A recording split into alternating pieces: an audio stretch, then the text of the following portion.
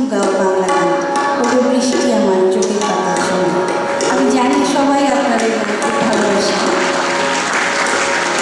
একটা গল্প বলি আপনাদের কাছে। এই গানটা যখন আমি শিখতে গেছি তখন আমি অল্প একটু একটু গাই এদিকে ওদিকে। হেমন্তদা আমার গান খুব পছন্দ করলেন, করে আমাকে বললেন যে তোর জন্য একটা গান পাঠাবো। তা যেদিন তখনকার দিনের মিউজিক ডিরেক্টররা এত ভালো ছিলেন, আমি প্রথম বাংলা গান গেয়েছিলাম শৈলেন মুখোপাধ্যায়ের সুরে।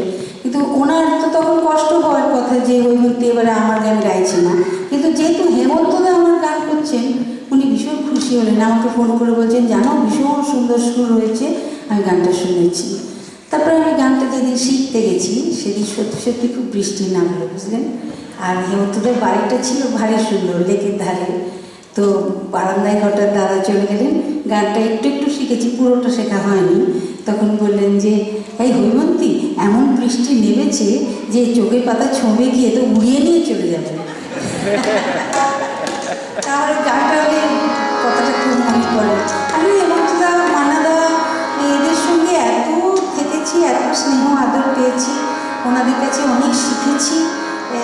হেমন্তদাকে খুব মিস করি। হেমন্তদাকে আমি আমার বাবা চলে যাবার পরে আমার বাবা আর হেমন্তদা একই আসনে, আমি ওদের দুজনের ছবি পুজো করি, ভীষণ মিস করি।